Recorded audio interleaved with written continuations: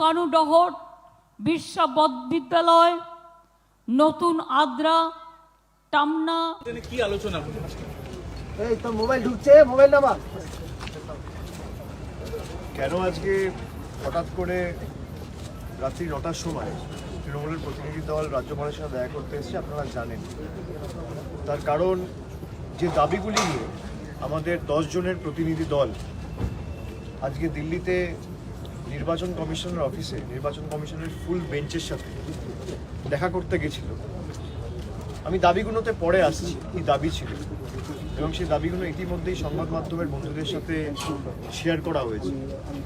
কিন্তু যেভাবে আমাদের 10 জনের মধ্যে 5 জন সাংসদ ছিল, এবং তাদের মধ্যে বিশেষ করে মহিলা সাংসদ, তাদেরকে যেভাবে টেনে হিঁচড়ে তুলে নিয়ে গেছে, আমি মনে করি দিনের আলোয় গণতন্ত্রকে হত্যা করা হয়েছে। এবং সেই হত্যার মূল কারিগর হচ্ছে ইলেকশন কমিশন অফ ইন্ডিয়া। আপনারা ভাববেন আমি কেন ইলেকশন কমিশন অফ ইন্ডিয়া বলছি, কেন বিজেপি বলছি না, কেন যার অধীনে দিল্লি পুলিশ বা সিআইএসএফ তাকে দোষ দিচ্ছি না। তার কারণ হচ্ছে যে গভর্নমেন্টটা রয়েছে সেই গভর্নমেন্টের দায় এখন নয়। পুরো মেশিনারি স্টেট গভর্নমেন্ট হোক বা সেন্ট্রাল গভর্নমেন্ট, যে মুহূর্ত থেকে নির্বাচন ঘোষণা হয় চলে যায় ইলেকশন কমিশনের হাতে, এবং সেখানে শান্তিপূর্ণভাবে 10 জন যদি বসে প্রতিবাদ জানায়, তাদের হাতে কি ছিল? বোম, বন্দুক, লাঠি, কি ছিল? দোলা সেনের পায়ে অপারেশন হয়েছে 2 সপ্তাহ আগে, তাকে টানতে টানতে অমানবিকভাবে নিয়ে গেছে। ডেরেক ওব্রায়েন, 3 বারের রাজ্যসভার সাংসদ, তৃণমূলের রাজ্যসভায় দলনেতা, তাকে চ্যাংদোলা করতে করতে নিয়ে গেছে দিল্লি পুলিশ। কোথা থেকে? ইলেকশন কমিশনের অফিসের বাইরে থেকে। কেন? তারা বাংলার মানুষের হয়ে ইলেকশন কমিশনকে অনুরোধ করতে গেছিল যাতে জলপাইগুড়ি, আলিপুরদুয়ারে এই ঘূর্ণিঝড়ের কারণে, প্রাকৃতিক দুর্যোগের কারণে ক্ষতিগ্রস্ত যে পরিবারগুলো রয়েছে, সেই পরিবারের বাড়ির কাজ যাতে রাজ্য সরকার শুরু করতে পারে, সেই অ্যাপ্রুভালটা যাতে ইলেকশন কমিশন দেয়। হ্যাঁ, নিশ্চিতভাবে আমরা বলতে গেছিলাম NIA director, CBI director, ED director, income tax director এরা চেঞ্জ হোক। কিন্তু তার সাথে আমাদের যে মেন দাবি ছিল, যেটা আমাদের রাজ্যের মুখ্যমন্ত্রী বারবার বিভিন্ন জনসভা থেকে বলেছে, যে যেদিনকে এই প্রাকৃতিক দুর্যোগ হয়েছে এবং ঝড় হয়েছে এবং তার কারণে প্রায় 1600 পরিবার এবং বাড়ি ক্ষতিগ্রস্ত হয়েছে, পরের দিন রাজ্য সরকারের তরফ থেকে ইলেকশন কমিশনকে লিখিতভাবে জানানো হয়েছে যে আমরা কেন্দ্র থেকে টাকা চাইছি না, রাজ্য সরকার এই ক্ষতিগ্রস্ত পরিবারগুলো মাথার ছাদের ব্যবস্থা করতে চায়, সময় অপচয় না করে আমাদের সেই অ্যাপ্রুভালটা দেওয়া হোক। ইলেকশন কমিশন বা এমসিসি না থাকলে আমাদের অ্যাপ্রুভালের দরকার হতো না। যেহেতু আদর্শ আচরণবিধি চলছে, এমসিসি চলছে, আমাদের এই অ্যাপ্রুভালটা দরকার। আজকে প্রায় 8 দিন হয়ে গেছে, এখনো অ্যাপ্রুভাল দেয়নি। তার কারণ যে ইলেকশন কমিশনারকে ভারত সরকার এবং দেশের প্রধানমন্ত্রী এবং তারই একজন সহকর্মী সেই রাজনৈতিক দলের বিজেপির নিয়োগ করেছে, তারা চায় না গরিব মানুষ বাড়ি পাক, তারা চায় না ঝড়ে ক্ষতিগ্রস্ত মানুষ বাড়ি পাক। আমাদের দ্বিতীয় দাবি ছিল যে গতকাল আমাদের তরফ থেকে সাংবাদিক বৈঠক করে এসপি এনআইএ ধনরাম সিং এর বিরুদ্ধে আমরা অভিযোগ করেছিলাম যে বিজেপির নেতার সাথে তিনি 26শে মার্চ অর্থাৎ নির্বাচন ঘোষণা হওয়ার 10 দিন পরে তিনি বৈঠক করেছেন এবং গোপনে বৈঠক হয়েছে। আমি ধরে নিতে পারি তর্কের খাতিরে যে কেউ police commissioner, NIA director, NIA SP বা এসপি পদমর্যাদার অফিসার বা সিবিআই পদমর্যাদার অফিসারে গিয়ে দেখা করবে। আমরা আজকে রাজভবনে এসেছি, আমরা অ্যাপয়েন্টমেন্ট নিয়ে এসেছি। আপনি তো অফিসে গিয়ে দেখা করবেন, আপনি সময় চেয়ে মেল করবেন, অ্যাপয়েন্টমেন্ট লেটার দেবেন, সে তথ্য কোথায়? আপনি নির্বাচন ঘোষণা হওয়ার পর এসপি এনআই এর বাড়িতে গিয়ে, আমি যদি কালকে এসপি এনআই এর বাড়িতে যেতে চাই ঢুকতে পারবো? এবং আমরা সিসিটিভি ফুটেজ প্রকাশ করব। জিতেন তিওয়ারি যখন ঢুকছে তাকে একজন লোক রিসিভ করছে, যে সেই এসপি এনআইএ ধনরাম সিং এর বাড়িতে কর্তব্যরত কাজ করে, বেরোচ্ছে তাকে ছেড়ে দিচ্ছে নিচ অব্দি। আজকে এই প্রমাণগুলো থাকার পর কেন নির্বাচন commission NIA director NIA SP কে সরাবে না? 48 ঘন্টার ব্যবধানে যদি দুবার বাংলায় ডিজি চেঞ্জ হতে পারে, খালি বিজেপির নেতারা অভিযোগ করছে বলে, বিজেপির প্রতিনিধিরা অভিযোগ করছে বলে, এমএলএরা বলছে বলে, বিজেপির রাজ্য সভাপতি বিরোধী দলনেতা বলছে বলে 4টে ডিএম চেঞ্জ হবে, 5টা এসপি চেঞ্জ হবে, সেখানে আমরা যখন প্রকাশ্যে তথ্য আনছি তখন SP NIA SP director NIA কেন চেঞ্জ হবে না? 26 তারিখ বৈঠক হয়েছে ধনরাম সিং এর সাথে জিতেন্দ্র তিওয়ারির, 27 তারিখ থেকে এনআইএ নোটিশ দিতে শুরু করেছে। এটা কাকতালীয়? এটা কোইন্সিডেন্স? 27 তারিখ নোটিশ যাচ্ছে, 28 তারিখ নোটিশ যাচ্ছে, 29-এ যাচ্ছে, 30-এ যাচ্ছে, 1 তারিখে আসতে বলা হচ্ছে, 2 তারিখে আসতে বলা হচ্ছে। এটা তো কাকতালীয় নয়? নোটিশটা কেন 25-এ গেল না? নোটিশটা কেন 24-এ গেল না? নোটিশটা কেন 22-এ গেল না? আপনার অভিসন্ধি যদি সৎ থাকতো, আপনি যদি সঠিকভাবে তদন্ত প্রক্রিয়া এগিয়ে নিয়ে যেতে চান, তাহলে কেন জিতেন্দ্র তিওয়ারির সাথে মিটিং করার পর নোটিশ যাবে এবং কেন সে এনআইএ ডিরেক্টর চেঞ্জ হবে না? যারা বিজেপির তল্পি বাহক হিসেবে কাজ করছে ইলেকশন কমিশন কেন তাদের বিরুদ্ধে ব্যবস্থা নেবে না? আমাদের অভিযোগ বিজেপির বিরুদ্ধে নয়, আমাদের অভিযোগ ইলেকশন কমিশনের বিরুদ্ধে। ইলেকশন কমিশন বারবার আমাদের প্রতিনিধি দলের প্রতিনিধিরা গিয়ে তাদের সাথে দেখা করেছে, আমাদের বক্তব্য আমরা রেখেছি। আজকে 10 জন প্রতিনিধি দল তারা একই জিনিস বলে এসছে, যা আগেও আমরা বলেছিলাম, অভিযোগ করেছিলাম। আজকে আপনারা তথ্য দেখুন, এসপি এনআইএ ধনরাম সিং এর বাড়ির ভিজিটার্স বুক, তার কপি নিয়ে গিয়ে ইলেকশন কমিশনকে দেওয়া হয়েছে। শুধু তাই নয়, ধনরাম সিং এর বাড়ির লিজ এগ্রিমেন্ট, সেটা ইলেকশন কমিশনকে দেওয়া হয়েছে। কেন ইলেকশন কমিশন ব্যবস্থা নেবে না? তৃণমূলের বুথের সভাপতি, অঞ্চলের সভাপতি, তাদেরকে এনআইএ অ্যারেস্ট করবে, ভোর 4টের সময় গিয়ে অ্যারেস্ট করবে। সংবাদ মাধ্যমের প্রতিনিধিরা 6টার সময় ক্যামেরা হাতে পৌঁছে যাচ্ছেন, 4টায় খবর না পেলে আপনি যাবেন কোত্থেকে? কলকাতা থেকে ভূপতিনগরের দূরত্ব কত? লোকাল পুলিশকে খবর দেওয়া হচ্ছে 5:45 সকালে যে ফোর্স পাঠান, আর সংবাদ মাধ্যমকে খবর দেওয়া হচ্ছে ভোর 4টের সময় রেড করতে যাচ্ছি, আমাদের সাথে চলো। আপনারা কি ভাবেন বাংলার মানুষ বোকা, চোখে দেখতে পায় না? যে পরিণতি হয়েছিল 2021 সালে, এর থেকেও খারাপ পরিণতি বিজেপির হবে। যেভাবে সর্বশক্তি প্রয়োগ করে আগে ইডি সিবিআইয়ের বিরুদ্ধে অভিযোগ করত, ইনকাম ট্যাক্সের বিরুদ্ধে অভিযোগ করত, তদন্তকারী সংস্থার বিরুদ্ধে করত, রাজ্যপালের অফিসের বিরুদ্ধে করত, এখন সরাসরি ইলেকশন কমিশনের বিরুদ্ধে করছে। আপনি বলুন, আমি তথ্য দিচ্ছি, তারপরেও কেন এনআইএ ডিরেক্টর চেঞ্জ হবে না? আমরা সেই সিসিটিভি ফুটেজ প্রকাশ্যে আনবো। জিতেন তিওয়ারি বলেছে মানহানির মামলা করব, এখনো পর্যন্ত তো কুণাল ঘোষকে নোটিশ পাঠায়নি, আমাকে নোটিশ পাঠায়নি। পাঠাক, হাইকোর্টে সুপ্রিম কোর্টে ফুটেজ জমা দেবো। আমরা অভিযোগ করেছি ধনরাম সিং এর বিরুদ্ধে, ধনরাম সিং পারে না আমার বিরুদ্ধে মামলা করতে, করো, কত বুকের পাটা আছে দেখি। হাই কোয়ালিটি সিসিটিভি ফুটেজ জমা দেবো। 52 মিনিট হাতে প্যাকেট নিয়ে ঢুকেছে আর খালি হাতে বেরিয়েছে, এই তথ্যগুলো আমাদের হাতে রয়েছে। যারা ভাবছে এনআইএ কে ব্যবহার করবো ভোটের সময়, ইডি কে ব্যবহার করবো, মাঠ ফাঁকা করে দেবো, ভোট কি এনআইএ দেবে না ইডি দেবে? আমি সে কারণে বলেছিলাম যে বিজেপির ক্ষমতা থাকলে মেঘনাথের মতো মেঘের আড়াল থেকে না লড়ে ইডি ডিরেক্টরকে বলুন বাংলায় লড়বে, এনআইএ ডিরেক্টরকে বলুন বাংলায় লড়বে। এখনো তো 2টো আসনে প্রার্থী দিতে পারেননি, একটাতে এনআইএ ডিরেক্টরকে পাঠান আর একটা ইডি ডিরেক্টরকে পাঠান। আর যাদের তল্পিবাহকতা করে এরা ভারতবর্ষের সংবিধানের বিরুদ্ধে গিয়ে কাজ করছে, তারাও যদি নিজে লড়তে চায় এসে লড়ুক বাংলায়। দেখি বাংলার মানুষ শেষ কথা বলে না রাষ্ট্রশক্তি শেষ কথা বলে।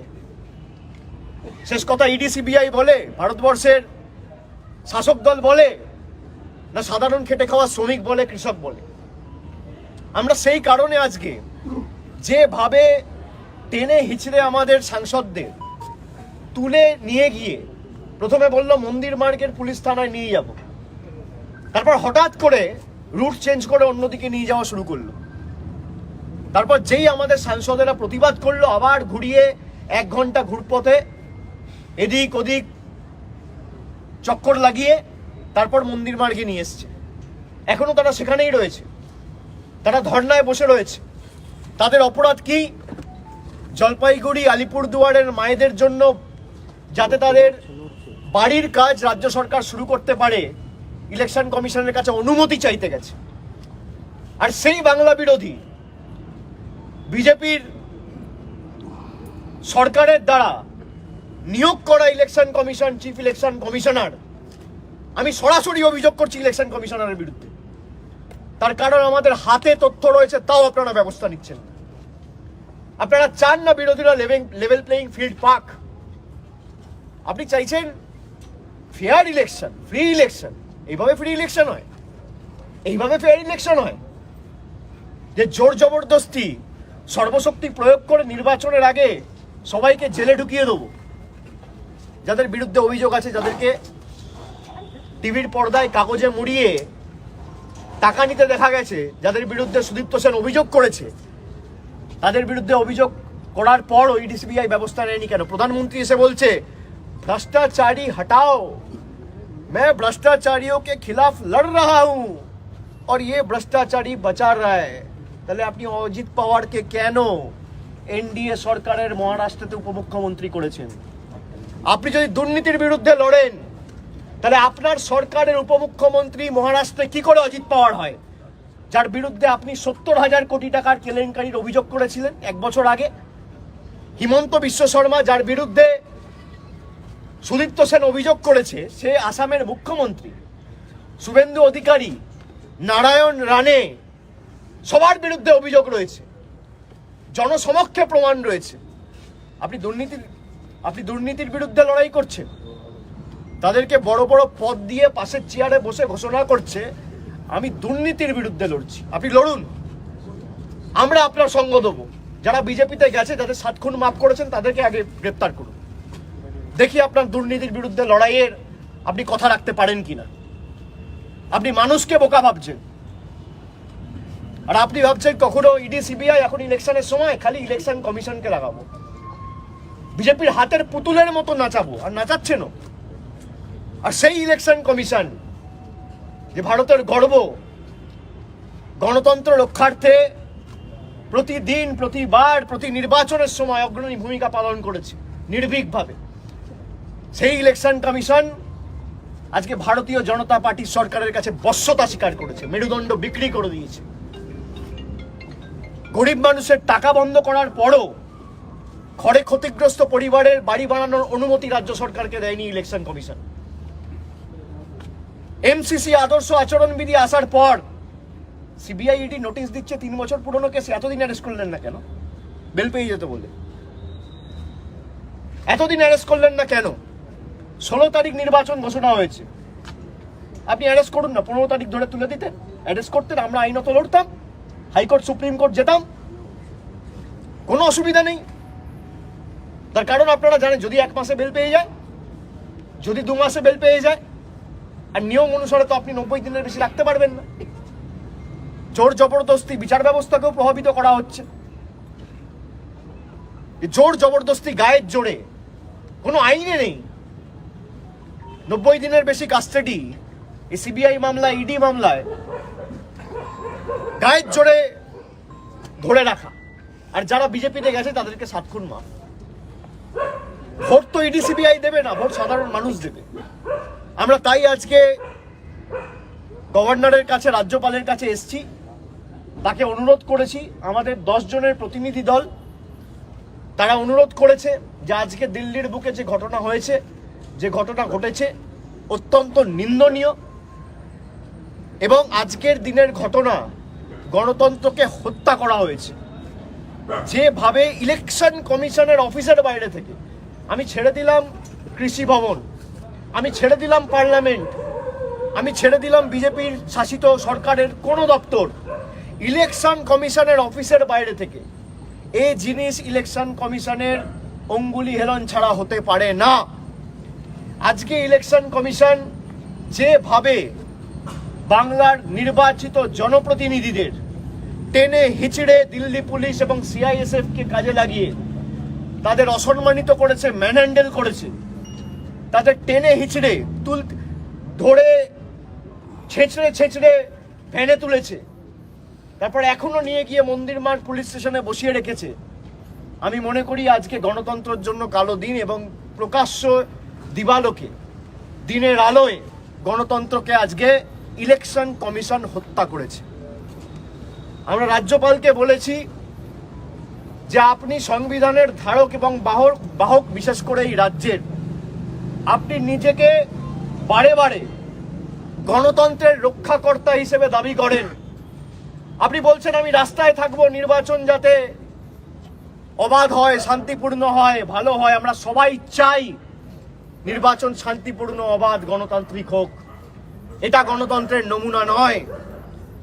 আপনাকে আজকেই ইলেকশন কমিশনকে এটা লিখিতভাবে জানাতে হবে এবং ইলেকশন কমিশনের সাথে টেক আপ করতে হবে যে বিজেপির নেতাদের অনুরোধে, আবেদনে যদি কোনো প্রমাণ না থাকার সত্ত্বেও দুবার বাংলায় রাজ্য পুলিশের ডিজি চেঞ্জ হয়, তাহলে আমাদের হাতে প্রমাণ রয়েছে কেন এনআইএ ডিরেক্টর চেঞ্জ হবে না, কেন ইডি ডিরেক্টর চেঞ্জ হবে না, কেন সিবিআই ডিরেক্টর চেঞ্জ হবে না।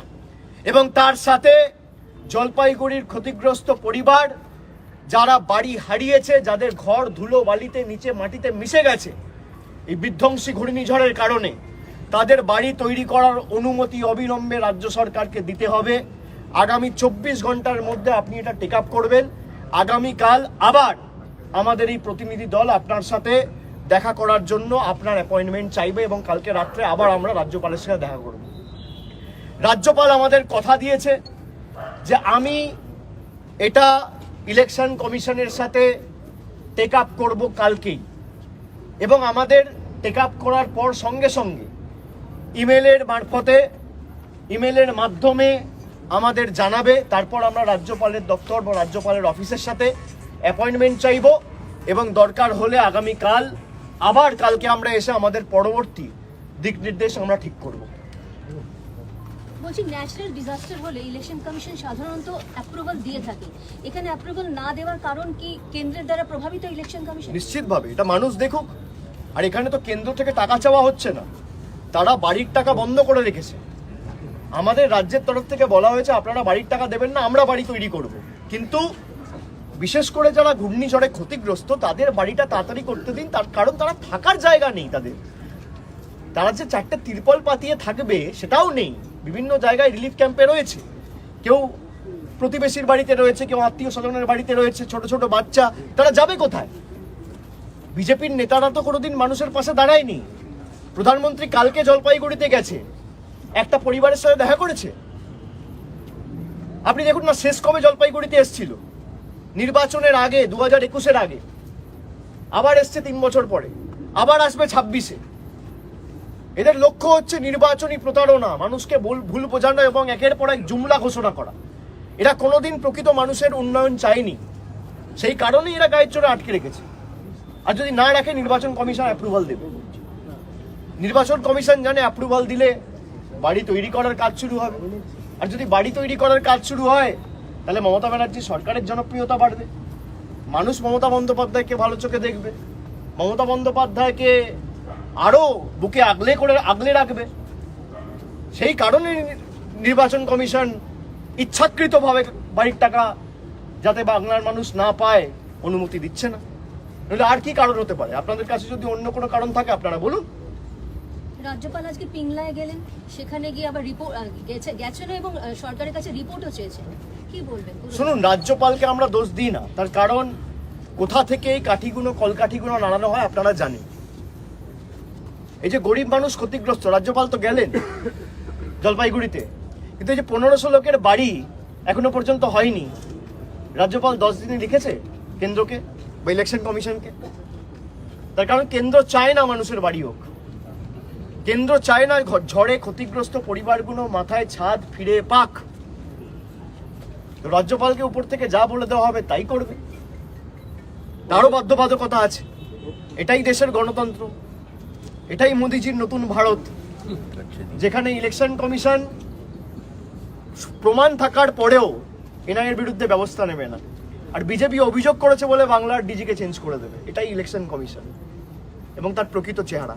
তাহলে কি রাজ্যপালের কাছে আশ্বস্ত হচ্ছেন?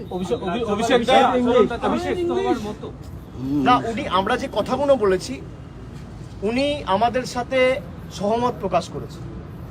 উনি আমাদের বলেছেন যে 100 দিনের কাজেও, আমি যখন অক্টোবর মাসে এখানে এসেছিলাম আমাদের প্রতিনিধি দল, তখন উনি বলেছিলেন 24 ঘন্টার মধ্যে আমি এটা নিয়ে গিয়ে টেক আপ করবো সেন্ট্রাল গভর্নমেন্টের সাথে, এবং সেন্ট্রাল গভর্নমেন্টে আমি এই বিষয়গুলো জানাবো, এবং আমার যতদূর ক্ষমতা রয়েছে আমি এটা নিয়ে টেক আপ করে যত দ্রুত এই জট মেটে এবং এর সমাধান প্রতিকার নিরসন হয় আমি দেখব। উনি আজকে বলেছেন যে আমি 24 ঘন্টার মধ্যে টেক আপ করেছিলাম, আমাকে আশ্বস্ত করা হয়েছিল যে 100 দিনের মানুষের টাকা ছেড়ে দেবো, তারপরও কেন ছাড়েনি আমি জানি না। তবে আপনারা যে দাবিগুলো রাখছেন অত্যন্ত ন্যায্য, ন্যায়সম্মত। আমি এটা আগামীকালই ইলেকশন কমিশনের সাথে টেক আপ করব, এবং সবার অধিকার আছে লেভেল প্লেইং ফিল্ড। উনি ফেয়ার প্লেতে বিশ্বাসী, উনি চান শান্তিপূর্ণ ফেয়ার নির্বাচন হোক, আর ফেয়ার নির্বাচন তখনই হবে যখন ইলেকশন কমিশন ফেয়ার হবে। ইলেকশন কমিশন যদি বিজেপির হাতের পুতুল হয়ে থাকে তাহলে নির্বাচন কোনোদিন ফেয়ার হবে না। আপনারা দেখেছেন চণ্ডীগড়ে মিউনিসিপ্যাল ইলেকশনে, চণ্ডীগড় মেয়র ইলেকশনে কিভাবে ব্যালট পেপার কেটে দিয়ে পরবর্তীকালে সুপ্রিম কোর্টের অর্ডারে তাকে বরখাস্ত করা হয়েছিল, তাকে কোর্টে ডেকে পাঠিয়ে ভৎসনা করা হয়েছিল। সেই ইলেকশন কমিশনার যে বসেছিল অনিল মাসে, কার অঙ্গুলি হেলনে কাজ করছিল, যে ব্যালট পেপারে ভোট ক্যান্সেল করে দিচ্ছে, তো গণতন্ত্রের লজ্জা। তারই নিদর্শন আমরা জাতীয় স্তরে এখন ইলেকশন কমিশনের মাধ্যমে দেখতে পাচ্ছি। যেটা চণ্ডীগড়ে হয়েছিল সেটাই আগামী দিন ভারতবর্ষে হবে। যেভাবে এরা জোর জবরদস্তি, যেখানে এজেন্সি লাগিয়ে পাচ্ছে না, পরবর্তীকালে ব্যালট কেটে দিচ্ছে, যাতে নির্বাচনে মানুষের ভোটাধিকার প্রয়োগের প্রতিফলন না থাকে। আরে আমি কাকে ভোট দেবো কি না দেবো আমার ব্যক্তিগত স্বাধীনতা। আমি ভোট না দিলে আমার বাড়ির টাকা বন্ধ, আমার জলের টাকা বন্ধ, আমার রাস্তার টাকা বন্ধ, আমার 100 দিনের টাকা বন্ধ। এই যে প্রতিহিংসামূলক রাজনীতি এবং এর নতুন অধ্যায় বিজেপি শুরু করেছে 2021-এ বাংলায় হারার পর, এর জবাব আগামী দিন বাংলার মানুষ দেবে। এবং 2021-এ যা ফল হয়েছিল এদের, তার থেকেও খারাপ পরিণতি 4 তারিখ যখন ফল ঘোষণা হবে দেখতে পাবে। অভিষেকদা, আপনি কি মনে করেন দেশ ডিক্টেটরশিপের দিকে এগোচ্ছে? আমি মনে করি না, এটা প্রতিষ্ঠিত, এটা প্রতিষ্ঠিত, সবাই মনে করে। আপনি 4টে মানুষকে গিয়ে জিজ্ঞেস করুন, দেশ যদি ডিক্টেটরশিপের দিকে না এগোয় তাহলে সিটিং চিফ মিনিস্টারদের আপনি অ্যারেস্ট করছেন, যারা বিজেপিতে যাচ্ছে তারা ধোয়া তুলসী পাতা হয়ে যাচ্ছে, আর যারা মাথা উঁচু করে লড়াই করছে তাদেরকে ইডি সিবিআই দিয়ে আপনি জেলে পড়ছেন। আরে মাথা নিচু তো 1 মিনিট, আমরা যারা দাঁড়িয়ে আছি আমাদের 1 মিনিট লাগবে মাথা নিচু করতে। আমরা মাথা নিচু করলে লোকের সামনে করব। If we'll have to bow, we'll bow before the power of the people, not before the people in power. আমরা দিল্লির স্বৈরাচার অত্যাচারীদের কাছে মাথা নত করব না, সাধারণ মানুষের কাছে করব, সমাজের লোকেদের কাছে করব, বাংলার মানুষের কাছে করব, জনগণের কাছে করব, গণতন্ত্রের দেবতা যারা তাদের কাছে করব। আমরা আগামীকাল আবার আসব এবং আমরা আশাবাদী যে রাজ্যপাল সদর্থক ভূমিকা পালন করবে, এবং দিল্লিতে আমাদের সাংসদরা যারা রয়েছে তারা 24 ঘন্টা ধর্নায় বসবে, এবং প্রত্যেকটা নাগরিকের দেশের পিসফুল প্রোটেস্ট, শান্তিপূর্ণভাবে ধর্নায় বা শান্তিপূর্ণভাবে প্রতিবাদ করার অধিকার রয়েছে। এই অধিকার আমাকে আমার সংবিধান দিয়েছে। আমার এই অধিকার বিজেপি কাটতে পারবে না, দিল্লি পুলিশ কাটতে পারবে না, ইডি কাটতে পারবে না, ইলেকশন কমিশন কাটতে পারবে না, সিবিআই কাটতে পারবে না, এনআইএ কাটতে পারবে না। তাদের যত ক্ষমতা আছে প্রয়োগ করুক। আর এনআইএর ডিরেক্টরকে আমি চ্যালেঞ্জ করব, যেসব প্রেস রিলিজ করে ভাওতা দেবেন না, আমার বিরুদ্ধে মামলা করুন। আমি তো বলছি, অ্যাকিউজ করছি আপনাকে, ফুটেজটা কোর্টে দেবো, যে 26 তারিখ 52 মিনিটের প্যাকেট হাতে মিটিং হয়েছে কিনা। প্যাকেট হাতে ঢুকেছে আর খালি হাতে বেরিয়েছে। Quid pro quo. Prevention of corruption অ্যাক্টে একজন সরকারি আধিকারিক একটা মিষ্টির প্যাকেট নিতে পারে না কারোর থেকে, এটা দেশের আইন। প্রিভেনশন অফ করাপশন অ্যাক্টে আমাকে যদি কেউ একটা মোবাইল ফোন দেয় আমি নিতে পারি না, আমাকে যদি কেউ একটা কার্ড দেয় আমি নিতে পারি না। সেখানে প্যাকেট হাতে মিটিংয়ে আপনি ঢুকেছেন, প্রবেশ করেছেন, আর 52 মিনিট পর খালি হাতে বেরিয়ে এসছেন। যদি এনআইএ এর ক্ষমতা থাকে আমার বিরুদ্ধে মামলা করবে। এত বড় এজেন্সি তো, যাকে তাকে যখন ইচ্ছা তুলছে। আপনি আমার বিরুদ্ধে মামলা করুন, যারা অভিযোগ করছে তার বিরুদ্ধে মামলা করুন। দুধ কা দুধ, পানি কা পানি। আমি দরকার হলে আপনাদের ছবিও দেখাতে পারি, আমার মোবাইল ফোনে আছে। কিন্তু যেহেতু ইনভেস্টিগেশন চলছে আমি সেটা দেখাবো না, সঠিক টাইমে আমরা প্রকাশ করব। প্যাকেট হাতে ঢুকছে এবং মিটিং করে, এবং ধনরাম সিং এর বাড়ির লোক তার বাড়িতে যে কাজ করে, তার বিল্ডিং এ যে কাজ করে, সে রিসিভ করে নিয়ে ধনরাম সিং এর ফ্ল্যাটে ঢুকাচ্ছে, এবং যখন নিচে নামছে তখন সে গাড়ি অবধি ছেড়ে দিয়ে যাচ্ছে। এ সমস্ত তথ্য রয়েছে। টাওয়ার লোকেশন ম্যাচ করলেই তো বোঝা যাবে। জিতেন্দ্র তিওয়ারির টাওয়ার লোকেশন, তার ড্রাইভারের টাওয়ার লোকেশন, ধনরাম সিং এর tower location, IPDR data match করা উচিত। অর্থাৎ ইন্টারনেট ইউজ করে কাকে ফোন করেছে। সরকার তো পেগাসাস লাগায় না সবার পিছনে, এখন লাগাক না ধনরাম সিং এর পেছনে। এই সত্যটা যাতে মানুষের সামনে প্রকাশ্যে আসে, একটা অগ্রণী ভূমিকা বা একটা সদার্থক ভূমিকা বা একটা ইতিবাচক ভূমিকা প্রমাণ করে দেখান না, পালন করে দেখান না। কে বারণ করছে? আপনারা যেভাবে বাংলার মানুষের সাথে প্রতারণা করেছেন, এই কারণে আপনাদেরকে বাংলা বিরোধী বলা হয়। তার কারণ বাংলা থেকে বাংলার নির্বাচিত প্রতিনিধিরা আজকে দিল্লিতে তাদের অভিযোগ জানাতে গেছে যে বিজেপির কথায় আপনি ডিজি চেঞ্জ করবেন পশ্চিমবঙ্গ পুলিশের, আর আমাদের হাতে প্রমাণ আছে আপনি এনআইএ ডিরেক্টর চেঞ্জ করবেন না। আমাদের সরকার লিখে দেওয়ার পরও বাড়ি তৈরি করার ক্ষতিগ্রস্ত পরিবারদের অনুমতি দেবেন না। এই কারণেই আপনারা বাংলা বিরোধী। যত দিন যাচ্ছে মানুষের কাছে আপনারা আরো প্রকাশ্যে আপনাদের এই চেহারা এবং আপনাদের এই বিজেপির তল্পি বাহুকতা প্রকাশ্যে আসছে, এবং মানুষ তার যোগ্য জবাব আগামী দিন দেবে।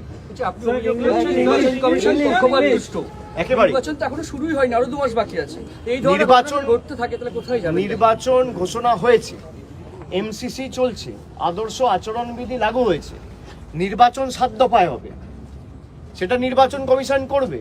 কিন্তু আমার প্রশ্ন হচ্ছে যে এমসিসি লাগু হওয়ার পর বিজেপির নেতা কিভাবে এনআইএ এর এসপির সাথে বৈঠক করে? নির্বাচন ঘোষণা হওয়ার পর, এমসিসি লাগু হওয়ার পর, সেই মিটিং এর পর কি করে নোটিশ যায়? নোটিশ কেন 15 তারিখ যায়নি? নোটিশ কেন 14 তারিখ যায়নি? নোটিশ কেন বৈঠকের পর গেছে? তার মানে কনস্পিরেসিটা বিজেপি ধনরাম সিং এর বাড়িতে তৈরি হয়েছিল। আর এই ধনরাম সিং, শুনে রাখুন, প্রাইম মিনিস্টারের সিকিউরিটিতে ছিল। তথ্য বার করে দেখবেন, স্পেশালি অর্ডার করে পাঠানো হয়েছে, মেডেল দেওয়া হয়েছে। তার কারণ বিজেপি যা বলেছে করেছে, দেশের গণতন্ত্র ধ্বংস করেছে প্রতিনিয়ত, প্রতি পদক্ষেপে, তাই মেডেল দিয়েছে। এবার বাংলায় পাঠিয়েছে যে বাংলায় গণতন্ত্র শেষ করো, মানুষের উপর অত্যাচার করো। ভোর 4টের সময় বাড়িতে মহিলারা শুয়ে আছে, তাদেরকে ধরে টানা হিচড়া করো। আপনারা বলুন না, যারা গ্রাম বাংলায় থাকে, যখন রাত্রে একটা গ্রামের লোক শুতে যায়, সে কি পরিস্থিতিতে শুতে যায়? এক কাপড়ে থাকে না, দু কাপড়ে থাকে, আর এই গরমের মধ্যে সেখানে মহিলাদের বাড়িতে ঢুকে যাচ্ছে। এইটুকু সম্মান রাখবে না? ভোর 4টের সময় আপনি যান না, সকাল 7টায় যান। গ্রামের লোক সকাল 6টায় ঘুম থেকে উঠে যায়, আপনি সকাল 6:30টায় যান না, আপনি গেছেন 4টের সময়, ভোর 4টে, আর পিছন পিছন সংবাদ মাধ্যম নিয়ে গেছেন। আপনি যদি চান তদন্ত প্রক্রিয়া সঠিক পথে এগোবে, আপনি সংবাদ মাধ্যম নিয়ে যাবেন কেন? আপনি সংবাদ মাধ্যম জানতে পারবে, পড়ে যাবে। 6টায় ঘটনা ঘটলো, আপনারা অফিসাররা রেকর্ড করলো, নিয়ে পাঠালো, আলাদা কথা। আরে ক্যামেরা দেখা যাচ্ছে তো, বুম দেখা যাচ্ছে তো সকাল 6টায়। যারা যাচ্ছে তারা পৌঁছাচ্ছে কি করে? এ তো এখান থেকে হাজিরামুন নয় যে 5 মিনিটে চলে গেলাম, বা এখান থেকে পার্ক স্ট্রিট না। কলকাতা থেকে ভূপতিনগরের দূরত্ব কত? কলকাতা থেকে সন্দেশখালীর দূরত্ব কত? সেই প্রশ্নটা আজকে সাধারণ মানুষের মনে জাগছে। সুতরাং আমরা এটা নিয়ে আগামীকাল আবার রাজ্যপালের সাথে দেখা করব এবং পরবর্তী পদক্ষেপ আমরা সেভাবে ঘোষণা করব। ঠিক আছে? ব্যবস্থা না নেয় বা এজেন্সি যদি কাউকে না সরায় সেক্ষেত্রে আপনাদের নেক্সট স্টেপ কি হবে? নেক্সট স্টেপ আগামীকাল রাজ্যপালের সাথে কথা বলে আমরা ঠিক করব। আমরা তো বললাম ওনারও বাধ্যবাধকতা রয়েছে, উনি আমাদের যে বক্তব্যগুলো রয়েছে বা আমাদের যে অভিযোগগুলো রয়েছেন উনি মনে করেন প্রত্যেকটা দাবি ন্যায্য এবং ন্যায়সম্মত। উনি আমাদের সাথে এগ্রি করেছেন এবং উনি এগ্রি করে বলেছেন আমি কালকে এটা ইলেকশন কমিশনের সাথে টেক আপ করব। যদি উনি কোনো রকম সদার্থক উত্তর না পায় বা আমরা কোনো ইতিবাচক পদক্ষেপ রাজ্যপালের তরফ থেকে দেখতে না পাই বা ইলেকশন কমিশনের তরফ থেকে দেখতে না পাই, পরবর্তী কর্মসূচি আমরা আগামীকাল এখান থেকেই ঘোষণা করব। What happened today in broad daylight in Delhi is extremely painful and unfortunate. The way democracy has been muzzled, killed in broad daylight is for everyone to see. This is BJP's new India. 10 members from the Trinamool delegation, including 5 members of parliaments, went to submit a memorandum and a representation on how the central agencies are being used and are being puppetry to their masters in Delhi and working on BJP's behest at a time when the elections are taking place and at a time when the MCC is in place, at a time when the MCC is in effect, and those member of parliaments were dragged, pushed, shoved, mercilessly manhandled and dragged and pulled by their hair and taken into custody. What was their demand? Their demand was one, that the election commission should give their nod to the state government, where the state government had made repeated requests and written to the election commission saying we want to commence with the construction of the houses of the persons affected by the storm in Jalpaiguri 1 week back. Despite repeated requests from the state's end, the election commission has not given its approval or nod. The second demand was, we have furnished enough proof and evidence yesterday from our press conference that the SPNIA, the Superintendent of Police of the National Investigative Agency, which claims itself as one of the most premier, most investigative agencies of the country, the SPNIA, whose name is Dhanraj Singh, held a clandestine meeting with one of the BJP functionaries whose name is Jitendra Tiwari on 26th of March, 10 days after the elections were announced. Is it not a violation of the Model Code of Conduct? The Election Commission cannot continuously turn blind eye and watch as a mute spectator, or conspicuously maintain silence over the serious allegations that we have been raising. When BJP raises any allegation or make any request without verifying, without any substantive proof, without any evidence, you change the DG of West Bengal Police, and that too twice in 48 hours. You change the SPs of 5 different districts, the DMs, because BJP leaders have requested. There's no proof in hand. But when we are furnishing proof, we are furnishing the visitors book, the log, the register of SP NIA's residence on the 26th of March. We have furnished the lease agreement of SP NIA's current residence in New Town. Despite those proof, and we have CCTV footages as well, where the BJP functionary, here namely Jitendra Tiwari, is walking with a parcel in hand and doing a clandestine meeting secretly discreetly, covertly, without letting anyone know, and entering the premise of the residence of SPNI at 6:30 p.m. in the evening and walking out without the parcel, empty-handed, at 7:22 p.m. in the evening. That means the CCTV footage itself is a testament to the fact that the meeting lasted for 52 minutes at a time when elections are in place, when the MCC is in effect. What is failing the Election Commission from taking action against the NIA SP and NIA director? ED is going to different places, conducting raids, sending notices. CBI has sent 150 notices in the last 10 days, over 3-year, 2-year, 4-year-old cases. What stopped them from taking action before the MCC was announced? Because as per the law, you will get bail in 90 days. At the max, they can keep you in custody, including their own custody and JC for 90 days. You will be bailed out after 90 days. So here, the timing is extremely important. They have started to issue notices after the elections are announced. They are conducting raids after the elections are announced. They are holding meetings without any fear or fervor at a time when the MCC is in effect. It's extremely shameful. And it's a black, dark day for India's democracy. I think democracy has been killed today by what I have seen in the footages that the media has ran since the evening.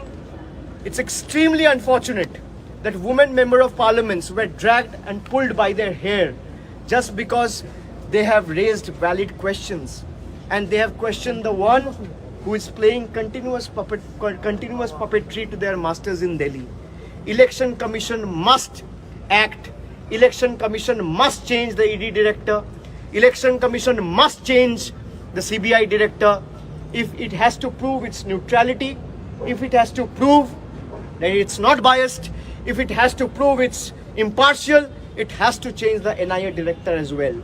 Because they are the proof and still you are not taking action. The Prime Minister is talking about fighting against corruption. And you have the most corrupt element of the country, people like Ajit Pawar, who are accused of 70,000 crore rupees scams. They are a part of the NDA government, the present NDA formation in Maharashtra.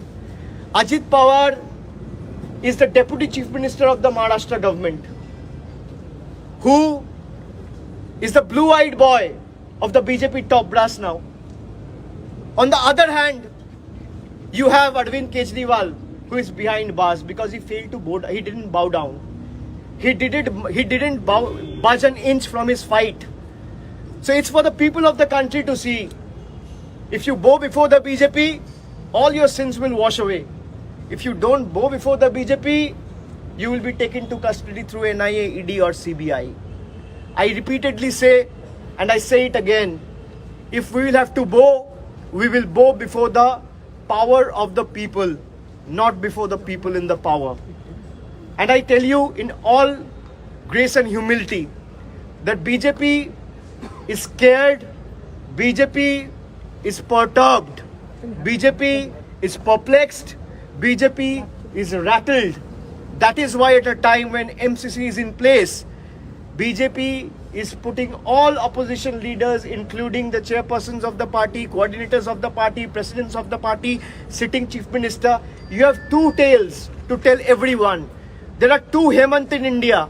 One is Hemanta Biswa Sharma and the second is Hemant Soren. You take the example of Hemanta Biswa Sharma. He was accused of the 2,000 crore Sharda chit fund scam.